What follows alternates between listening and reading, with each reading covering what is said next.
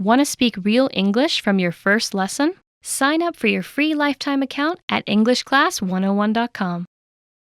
Hi everybody, my name is Alicia. Welcome back to Know Your Verbs. In this episode, we're going to talk about the verb send. Let's go.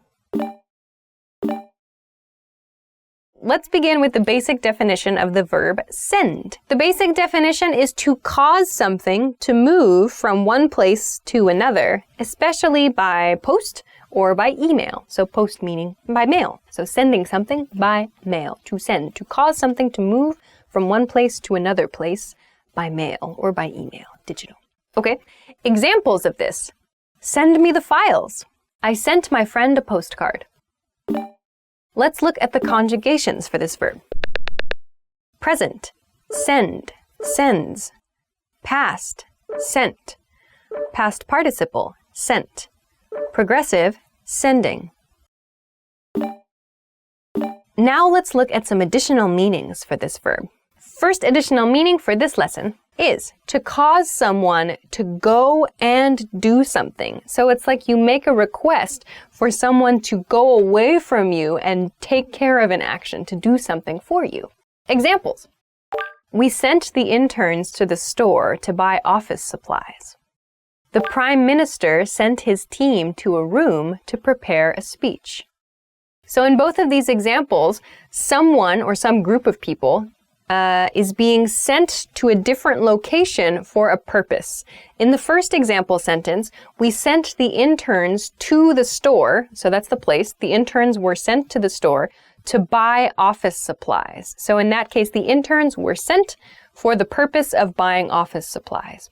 In the second example sentence, the Prime Minister sent his team to a room, so the place is a room. The purpose is to prepare a speech. So we can use send to describe that, asking someone or a group of people to go somewhere and do something. That's one meaning of send.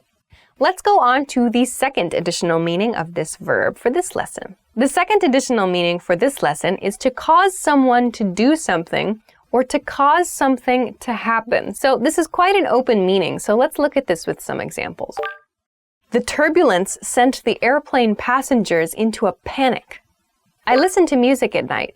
It sends me to sleep right away. So in the first example sentence, I said the turbulence sent the airplane passengers into a panic. Turbulence is that bumpy motion you feel when you're in an airplane. So like that bumpy kind of uneasy feeling of like air or things, the airplane is not steady. That's called turbulence. So the turbulence sent the passengers into a panic. So the turbulence caused the passengers to be in a panic. We use send in that way. Sent the passengers into a panic, to send someone into a panic. So it's like to cause someone to enter a state of panic. That's how we can understand this expression. But we use sent instead. It's much shorter than cause someone to become in a state of. So we use sent instead. In the second example sentence, I said, I listen to music at night. It sends me to sleep right away. I'm using the present tense there. It sends me to sleep. So it sends me means it causes me to be in a state of sleep. So it sends me to sleep right away. Causes me to sleep, in other words. So we use send to mean causing something to happen or causing someone to do something. Panic in this case, or sleep. Okay. Let's move along now to some variations of how to use this verb. There are quite a few. Let's look at the first one. The first variation is to send for, to send for. So we can use this as to send for someone or to send for something. This actually means to request someone or something to come, and it's often through a written request. This sounds kind of old-fashioned actually, but let's look at some examples. Send for the doctor. He sent for his mother. So in the first example, send for the doctor, it means like ask the doctor to come here, please. Or I would like to request that the doctor come here, please. Send for someone. So that means I want that person to come here. In the second example sentence, he sent for his mother. It means he, the subject here, he wanted his mother to come to where he was. So he sent for his mother. So when we use sent in this way, as I said, it's rather old-fashioned. You might hear this if you watch movies that are set in older time periods, but like, I don't know, like maybe old literature movies, for example.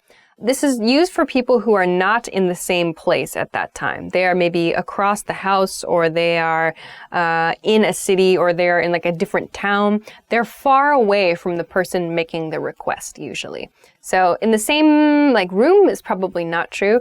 It could mean in the same house if it's a big house. So this is kind of giving the image that it's like a big request to send for that person. The next variation is to send back, to send back. This means to cause something to go back to an earlier location or an earlier status. Let's look at some examples. He sent the steak back to the kitchen. It was horribly overcooked.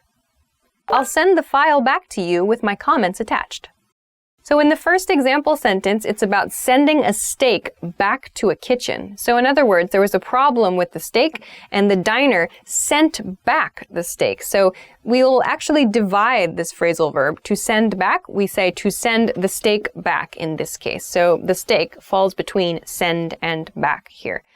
So it was returned to the kitchen. It was given back to an earlier location here.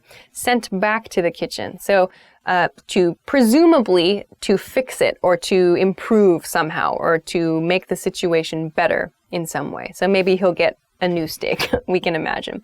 So to send something back refers to moving something to an earlier location. Or as we see in the second sentence, I'll send the file back to you with my comments attached. So that means I'm going to return the file to you, who maybe you originally had it. So I'm going to give it back to you. I'm going to return it to its earlier location with you, but my comments will be attached. So please look at that. So there will be some update, in other words. So to send back means to send something to an earlier location, an earlier status. So let's move along to the next variation. The next variation is to send packing, to send someone packing. This means to dismiss someone, like quickly or very roughly. It has a negative image about it. So, examples. He sent her packing when he found out she had 3 other boyfriends.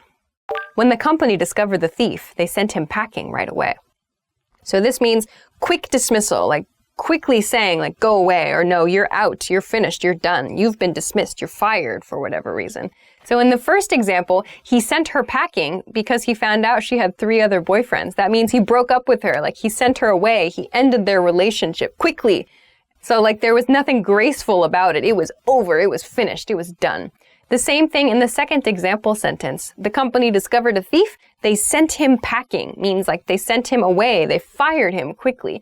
So the image here is like to send someone packing is, I guess you could imagine like you dismiss them so quickly, like they're still carrying their things, like maybe they're trying to pack their things in like a backpack and carry it away with them. It's so fast.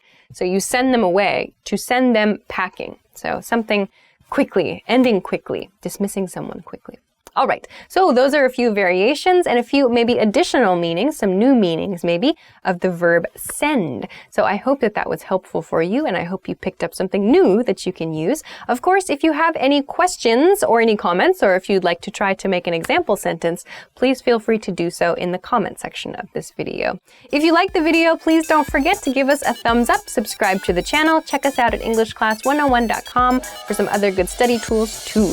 Thanks very much for watching this episode of Know Your Verbs, and we'll see you again next time. Bye-bye. Oh my goodness. Hello. This is me sending a verb out the door. A letter. Someone. My letter.